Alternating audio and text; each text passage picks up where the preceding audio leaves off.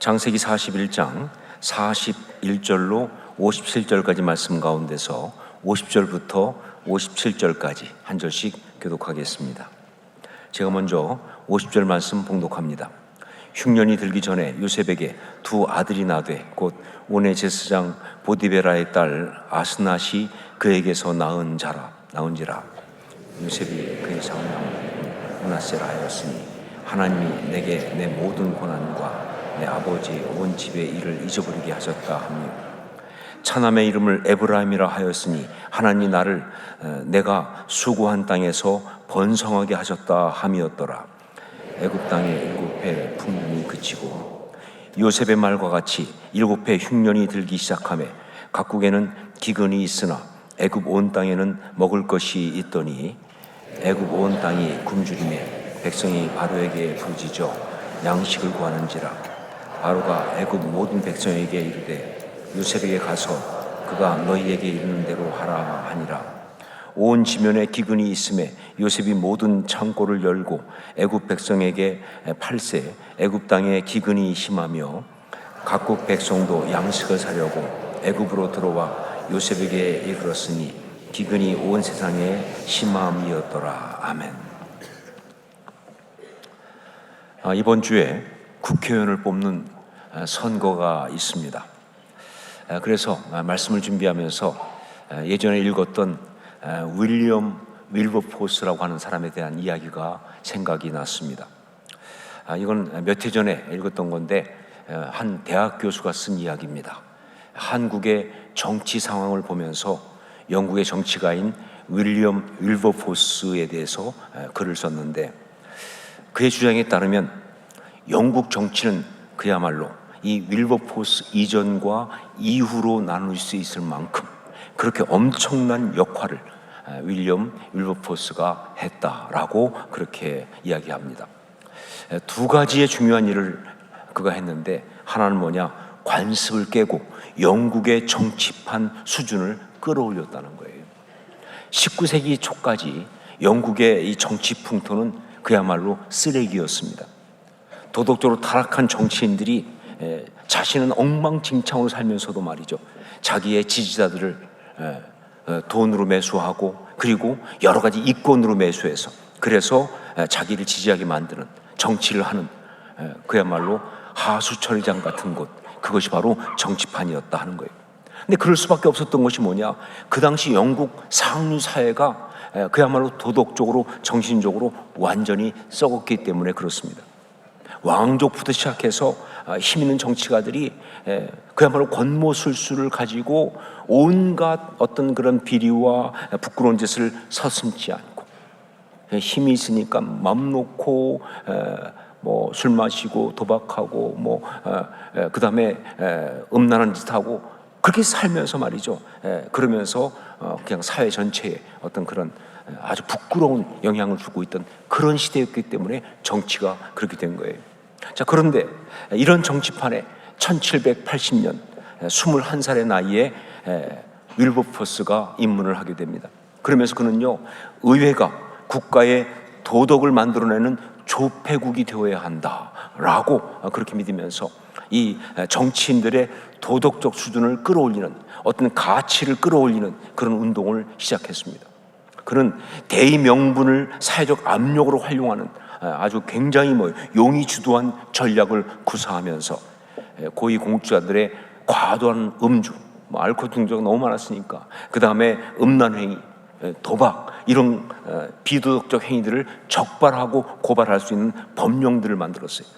그러면서 정치판의 어떤 수준을 갖다가 도덕적이고 그리고 좀 높은 그런 것으로 바꾸는 그러한 일을 한 사람이 바로 윌리엄 윌버포스라고 하는 사람입니다.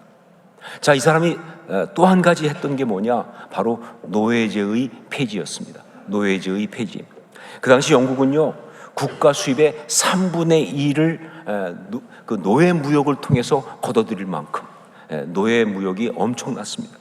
그러다 보니까 노예제 폐지를 언급하는 것은요, 일종의 매국 행위처럼 그렇게 여겨질 정도였어요. 특히 상류 사회와 정치권에서는요, 이 노예제가 문제가 있는 줄 알지만 그러나 손대서는 안 되는 그런 것이라고 그렇게 생각하면서 주장하고 있는 그런 거였습니다.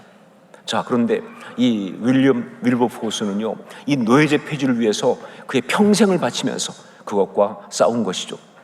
이걸 바꾸지 않으면 이 나라는 도덕성과 가치를 잃어버린 짐승 국가가 되어버릴 것이다.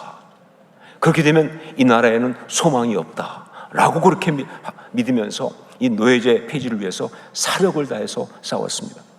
지혜와 용기를 가지고 여러 가지 방법으로 정말 이것을 폐지하기 위해서 그렇게 싸우면서 결국 1833년 7월 26일 윌버포스는요, 침상에서 죽어가면서, 그러면서 대영 제국의 모든 노예제를 1년 내에 폐지한다고 하는 그런 법령의 선포를 듣게 됩니다. 그리고 3일 뒤에 그는 죽었습니다. 자, 그러면 윌리엄 윌버포스는 어떻게 해서 이런 놀라운 정치적인 업적을 그 타락하고 추악한 현실 가운데서 이루어낼 수 있었을까? 그 비밀은요, 이 글을 쓴 교수님은 말하고 있지 않아요. 하지만 저는 알고 있습니다. 왜냐하면 저는 윌리엄 윌버포스의 또 다른 이야기를 알고 있기 때문에 그래요. 그의 또 다른 이야기. 윌리엄 윌버포스는요, 어릴 때 부모님이 다 돌아가셨습니다.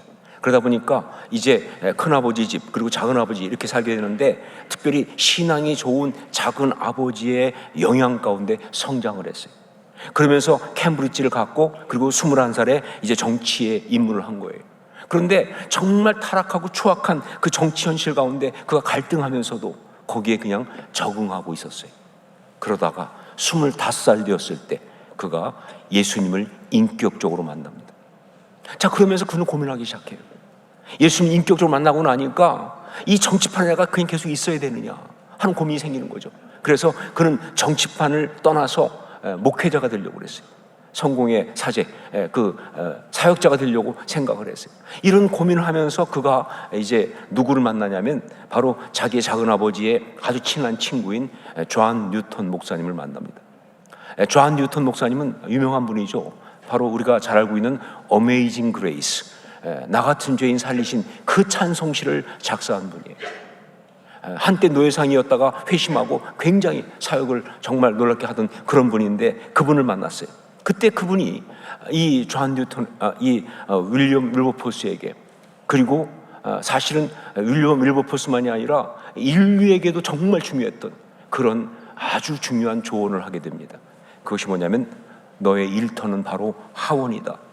하나님이 세우신 세상 한복판, 바로 그곳에서 하나님을 위하여 일하라 라고 하는 조언이었어요. 목사 되지 말고 너의 일터는 바로 하원이다. 하나님이 세우신 세상 한복판, 바로 그곳에서 하나님을 위하여 일하라.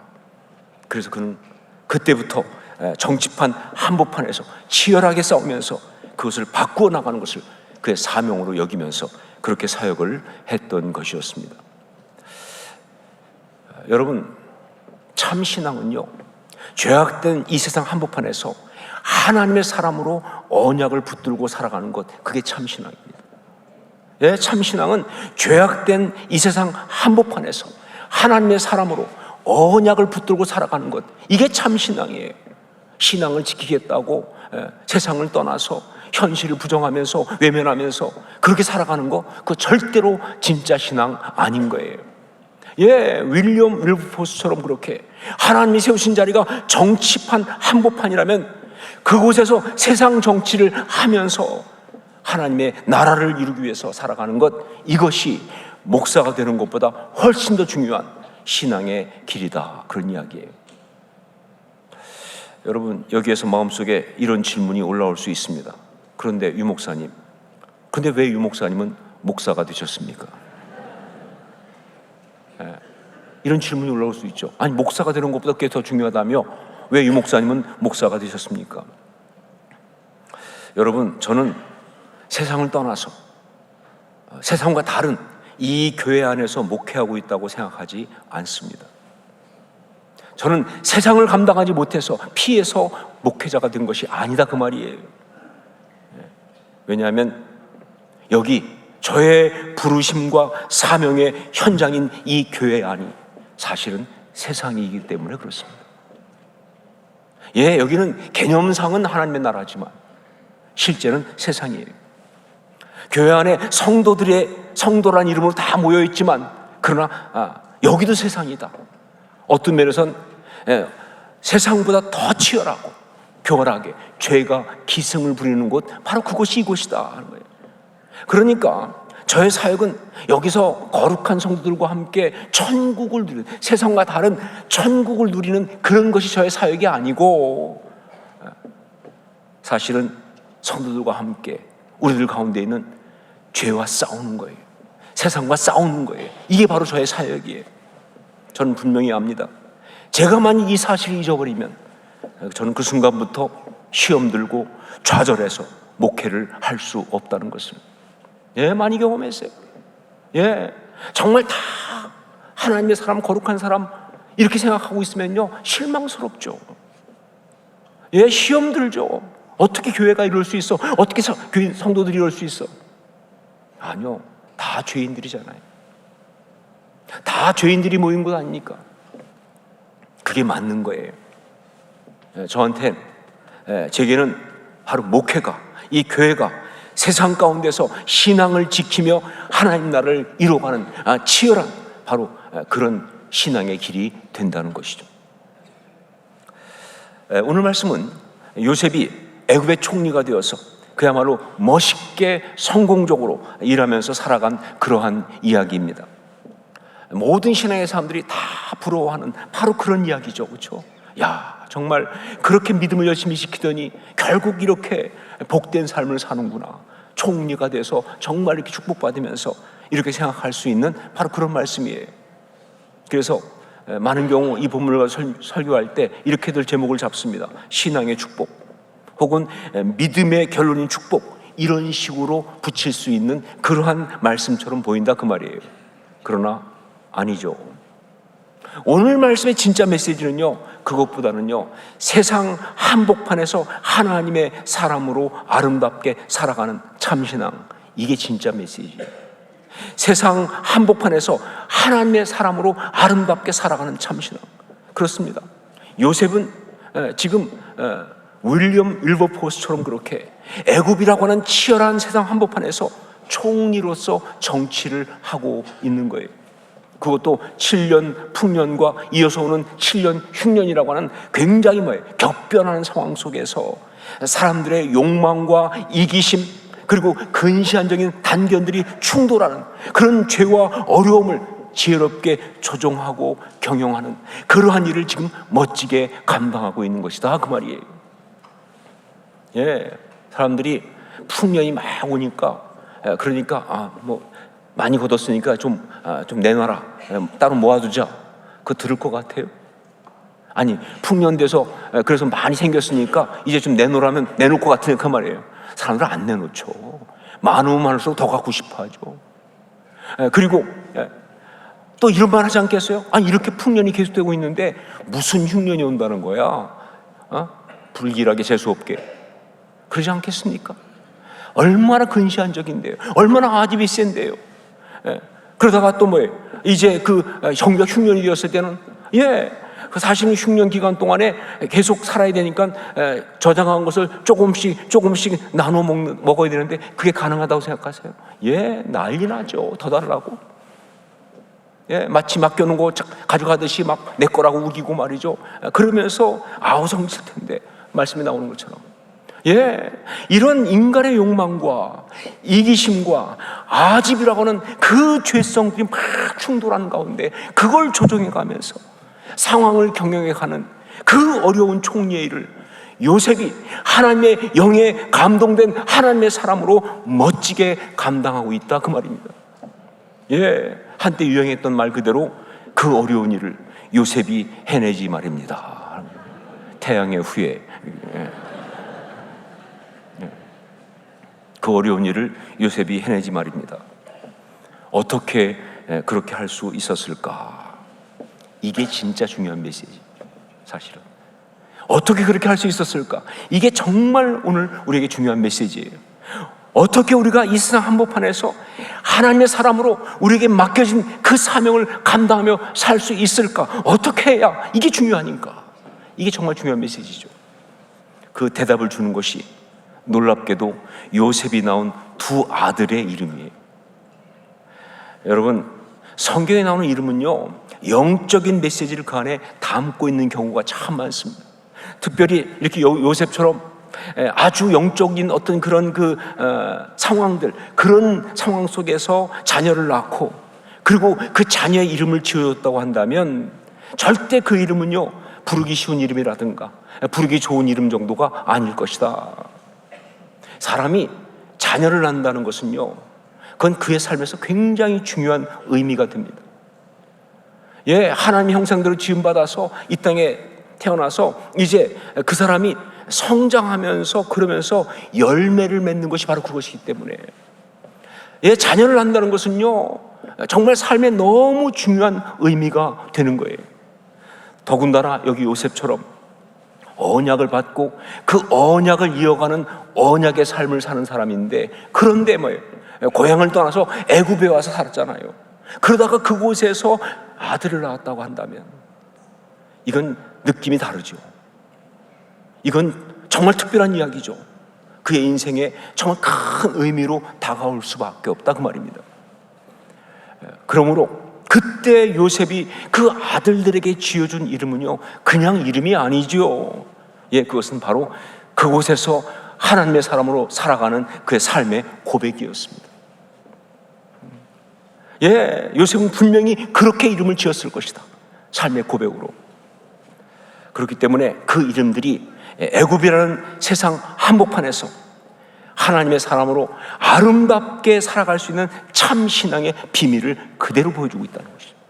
애굽이라는 세상 한복판에서 하나님의 사람으로 살아가는 참 신앙의 비밀이 그 이름 속에 담겨 있다, 그 말이에요. 자, 첫째를 뭐라고 지었습니까? 첫째를 므낫세 이렇게 지었습니다. 므낫세. 우리 51절 말씀을 함께 읽겠습니다. 51절 같이 읽습니다. 요셉이 그의 장남의 이름을 므낫세라 하였으니 하나님이 내게 내 모든 고난과 내 아버지의 온 집 일을 잊어버리게 하셨다 하며, 므낫세, 잊어버리는 자, 잊게 하는 자라는 뜻으로 하나님이 내게 내 모든 고난과 내 아버지의 온 집 일을 잊어버리게 하셨다라는 고백을 담아서 지은 이름이에요. 자, 보세요. 그냥 부르기 쉬운 이름 아니죠. 그냥 일반적으로 지은 이름 아니잖아요. 그렇죠? 정말 요셉의 삶의 고백이 담겨 있지 않습니까? 그리고 삶을 그렇게 아름답게 살겠다고는 결단이 있는 그런 이름이 바로 이 이름이에요. 그러니까 세상 한복판에서 하나님의 사람으로 아름답게 살기 위해서는요, 무엇보다 므낫세, 잊어버려야 한다는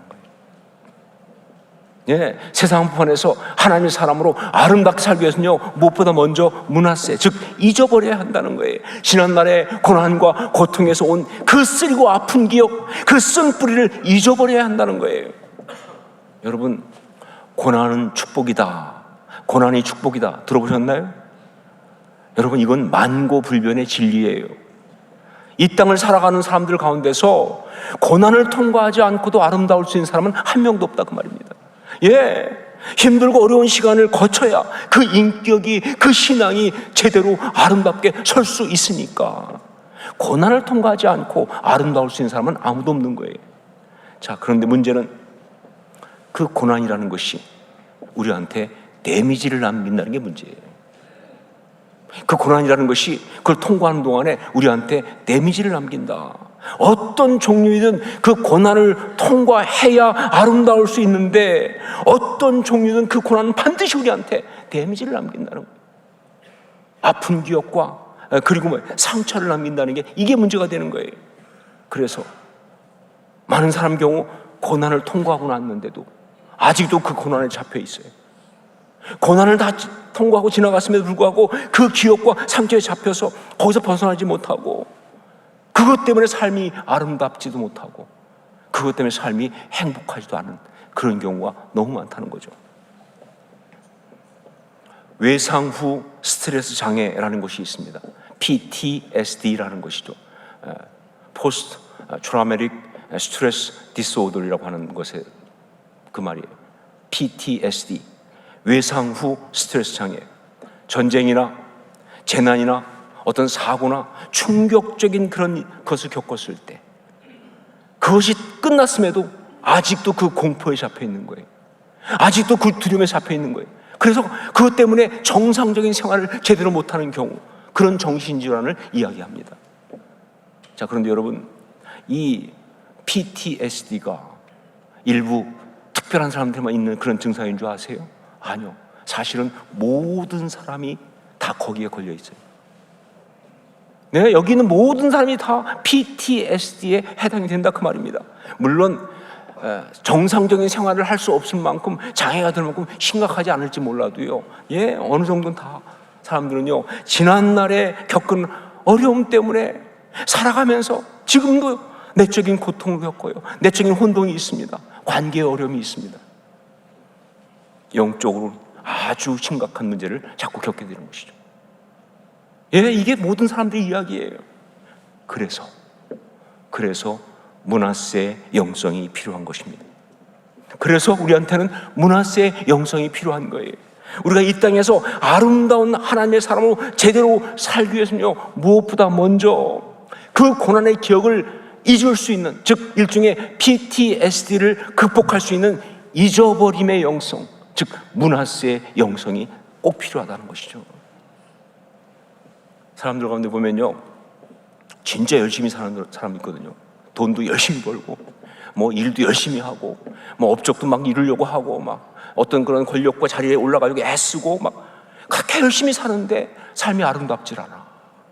그렇게 열심히 사는데 행복하질 않아.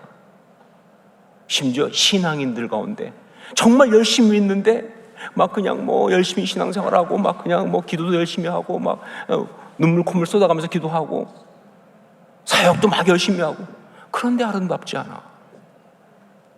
본인도 행복하지 않고. 왜 그러냐? 이유가 뭐냐? 그렇습니다. 상처 때문에 그렇게 하니까 그래요.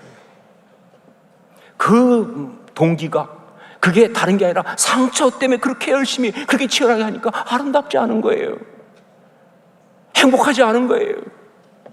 그 상처를 벗어나지 못하고, 그 두려움, 그 거절감, 그 굶주림, 그 열등감에 잡힌 상태로 그거 덮어보겠다고, 그거 가려보겠다고 그렇게 몸부림치고 악쓰고 살아가니까 아름답지 않죠. 행복하지 않죠. 그러므로 여러분, 잊어야 합니다. 여기 요셉이 고백한 그대로 문하세, 즉 하나님이 내게 내 모든 고난과 내 아버지의 온 집 일을 잊어버리게 하셨다 하는 그 역사가 반드시 우리한테 있어야 한다 그 말입니다. 그래야 행복하고요, 그래야 아름다울 수가 있어요. 자, 그런데 여기서 질문이 나오죠. 잊어야 한다고 하셨는데, 잊고 싶은데 잊어져야 잊을 거 아니냐 그 말이에요. 예, 잊어야 한다고 했는데, 그런데 잊어지지 않는데 어떻게 잊으란 말이에요.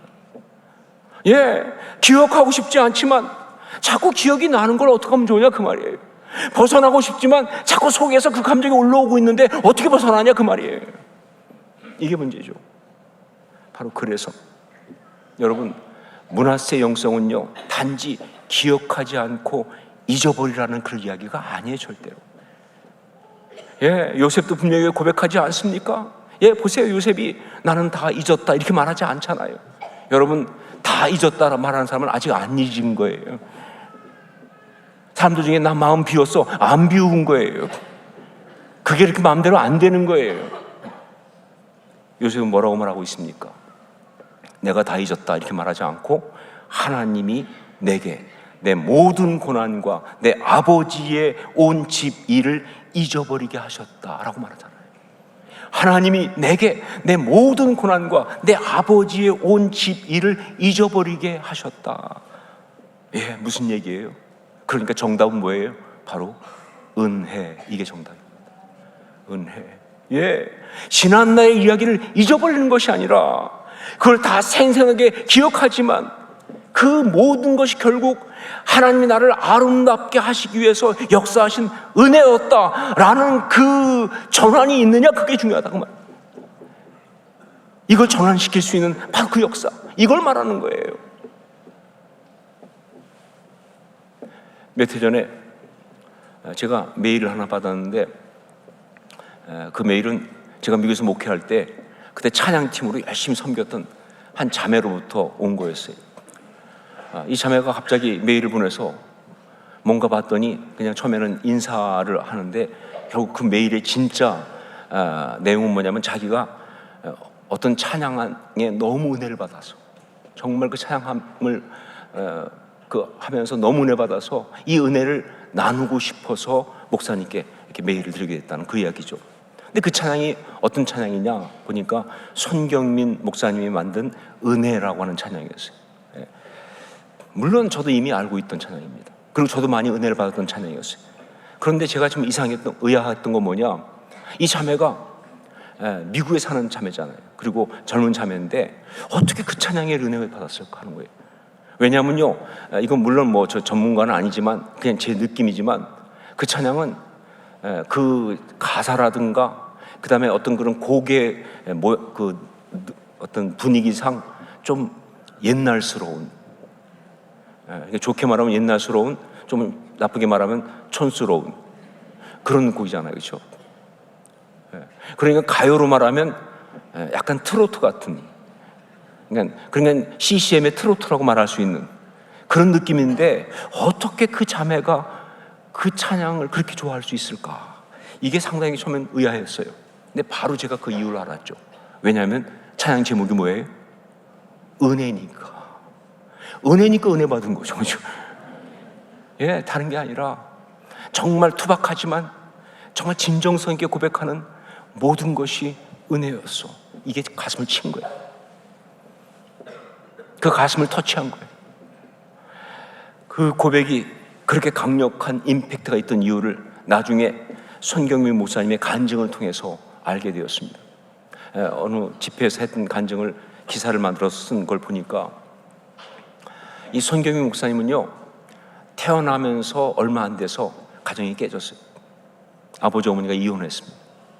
그런데 그 아버지가 너무 무책임하게 아직 젊다기보다도 거의 어린 그런 그 아내와 두 자녀를 팽개치고 나가버렸어요. 그래서 그때부터 이 젊은 엄마와 두 자녀는 그야말로 뭐예요? 길바닥에 나앉은 거예요. 지독한 가난이 시작됐어요. 정말 생존을 위해서 어떻게 할 수 없는, 엄마는 계속 일해야 되고, 그러면서 막 진짜 어릴 때부터 힘든 시간이 시작된 거예요.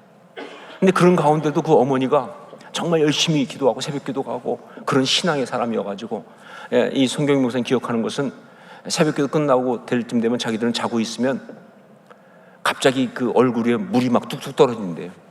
눈 떠보면 어머니 눈물이, 새벽 기도 갔다 와서 자녀들 붙들고 기도할 때 그 눈물이 쏟아지니까, 그 기억이. 이사를 수십 번 다녔다고 그래요. 근데 그런 중에 또 어떤 어려움이 있었냐면, 정말 믿었던 사람, 교회 안에서 신앙적으로 정말 신뢰했던 사람한테 사기를 당합니다. 참, 하여간 사기꾼 다 나쁘지만 이런 사기꾼 진짜 나빠요. 그 어려운 사람 카드의 명의를 도용해가지고 그냥 써버린 거예요. 그걸 또 다 갚았어요, 어쩔 수 없이. 그럼 또 고생하고, 거기다 또 몸이 아팠어요. 그래가지고 군대 가려고 갔는데 간 지수가 너무 높아가지고 군대도 못 갈 정도로 몸이 아팠어요.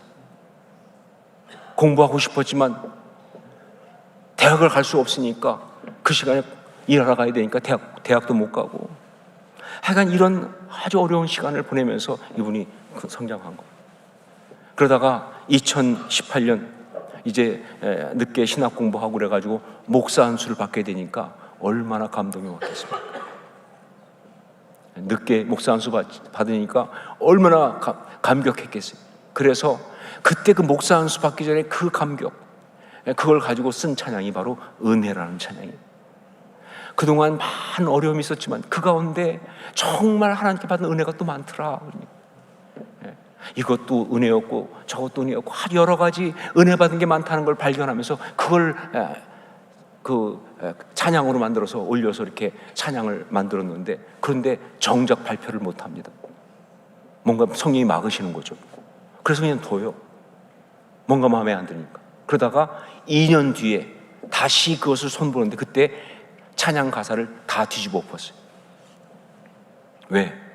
어떤 은혜가 왔냐면요, 그러니까 그 어려운 가운데 그래도 은혜를 많이 받아서 이것도 은혜고 저것도 은혜고 했었는데, 아니, 다시 제대로 보고 보니까 모든 것이 은혜더라 그 말이에요. 은혜 아닌 것이 없더라 그 말입니다. 예, 살아가면서 나는 이 정도는 당연한 거 아니야 했던 모든 것이 사실은 다 은혜였더라 그 말입니다. 여러분, 당연하다 생각하면요 억울해지기 시작합니다. 여러분, 그런 말 들어보셨죠? 부러우면 지는 것이다. 근데 사실 그거 아니에요. 부러우면 지는 게 아니라 억울하면 지는 겁니다. 억울하면 지는 거예요. 당연하다 생각하면 억울하죠. 그런데 그게 다 은혜였다는 사실. 정말 그래서 다 뒤집어 엎고 다시 쓴 거예요.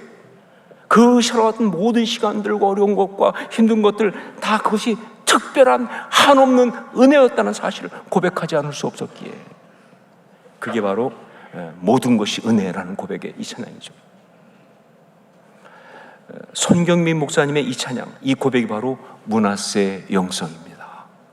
예, 고난의 시간에 그 아픈 기억이 다 은혜였다 라고 고백할 수 있을 때 그때 있는 거예요. 진짜로 힘들었던 것, 수치스러운 것까지도 다 은혜였다라고 고백할 수 있을 때 진정으로 그 고난과 수치에서 벗어나는 거예요. 그리고 그래야 이 세상 가운데서 정말 아름다운 삶을 살 수가 있는 거예요. 이 세상 죄의 고난 피할 수 없거든요. 어떡할 거예요? 예, 그래야 이 세상 가운데 정말 아름다운 삶을 살 수가 있다 하는 거죠. 첫째가 므낫세였습니다. 둘째는 뭐라고 지었냐? 또 한 가지, 에브라임이라고 지었습니다. 에브라임. 우리 52절 말씀을 함께 읽겠습니다. 52절 같이 읽습니다. 차남의 이름을 에브라임이라 하였으니 하나님이 나를 내가 수고한 땅에서 번성하게 하셨다 함이었더라. 이 에브라임, 이 둘째 아들의 이름이 또한 정말 중요한데, 문제는 뭐냐? 설교가 너무 길어진다는 게 문제죠. 이제 끝날 타이밍이 다 됐는데 아직도 이제 둘째 가면 어떡하겠다는 거예요. 그래서 제가 설교 준비하면서 그냥 둘째는 간단하게, 첫째 얘기할 때 많이 얘기했으니까 간단하게 이렇게 마무리하면서 끝내려고 했는데 도저히 그럴 수가 없었어요. 왜냐하면 제가 둘째니까. 예, 둘째 아들의 그 서러움이 있잖아요. 맨날 형 뭐 하던 거 그냥 물려받아 입고, 심지어 형은 돌잔치, 난 돌잔치도 안 해줬는데 설교까지 이럴 수는 없다. 그래서 도저히 그냥 끝낼 수 없다. 용납이 안 된다. 사실은 그것보다는, 이건 그냥 웃자고 하는 이야기고요, 그것보다는 므낫세, 이게 서론이라고 한다면 에브라임이 본론이고 결론이라고 그렇습니다. 이 세상 한복판에서 어떻게 하나님의 사람으로 아름답게 살아갈 수 있느냐, 그 삶의 그 비밀의 어떤 그런 결론이, 본론이 뭐냐? 그게 에브라임이니까. 그러니까 이거 제대로 할 수밖에 없다. 그냥 넘어갈 수 없다. 그래서 에브라임에 대해서는 다음 주에 하도록 하겠습니다. 제대로 다음 주에 기도하겠습니다.